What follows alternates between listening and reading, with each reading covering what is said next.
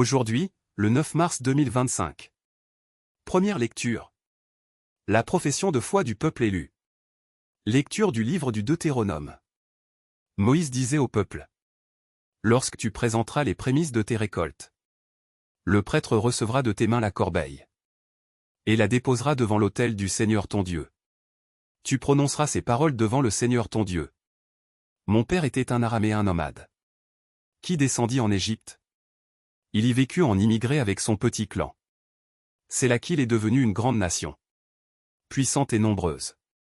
Les Égyptiens nous ont maltraités et réduits à la pauvreté. Ils nous ont imposé un dur esclavage. Nous avons crié vers le Seigneur, le Dieu de nos pères. Il a entendu notre voix.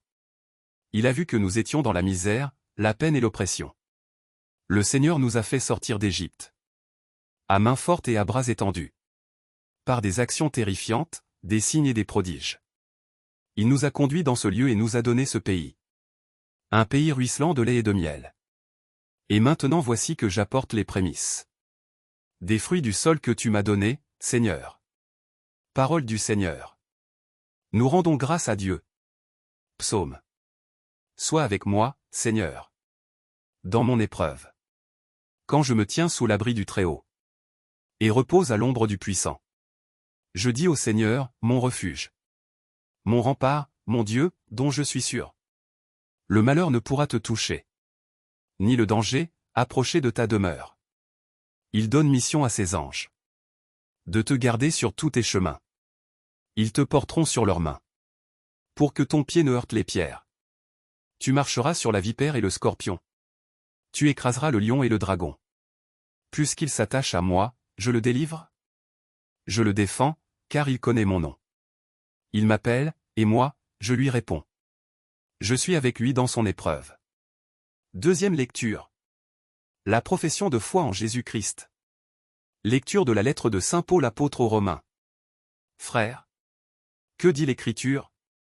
Tout près de toi est la parole. Elle est dans ta bouche et dans ton cœur. Cette parole, c'est le message de la foi que nous proclamons. En effet, si de ta bouche, tu affirmes que Jésus est Seigneur. Si, dans ton cœur, tu crois que Dieu l'a ressuscité d'entre les morts, alors tu seras sauvé. Car c'est avec le cœur que l'on croit pour devenir juste. C'est avec la bouche que l'on affirme sa foi pour parvenir au salut. En effet, l'Écriture dit: quiconque met en lui sa foi ne connaîtra pas la honte. Ainsi, entre les Juifs et les païens, il n'y a pas de différence. Tous ont le même Seigneur, généreux envers tous ceux qui l'invoquent. En effet, quiconque invoquera le nom du Seigneur sera sauvé. Parole du Seigneur. Nous rendons grâce à Dieu. Évangile. Dans l'esprit, il fut conduit à travers le désert où il fut tenté. Ta parole, Seigneur, est vérité. Et ta loi, délivrance. L'homme ne vit pas seulement de pain, mais de toute parole qui sort de la bouche de Dieu. Ta parole, Seigneur, est vérité. Et ta loi, délivrance. Évangile de Jésus-Christ selon saint Luc. En ce temps-là, après son baptême, Jésus, rempli d'Esprit Saint, quitta les bords du Jourdain. Dans l'esprit, il fut conduit à travers le désert, où, pendant 40 jours, il fut tenté par le diable. Il ne mangea rien durant ces jours-là. Et, quand ce temps fut écoulé, il eut faim. Le diable lui dit alors: si tu es fils de Dieu, ordonne à cette pierre de devenir du pain. Jésus répondit: il est écrit, l'homme ne vit pas seulement de pain. Alors le diable l'emmena plus haut, et lui montra en un instant tous les royaumes de la terre. Il lui dit: je te donnerai tout ce pouvoir, et la gloire de ces royaumes. Car cela m'a été remis et je le donne à qui je veux. Toi donc, si tu te prosternes devant moi, tu auras tout cela.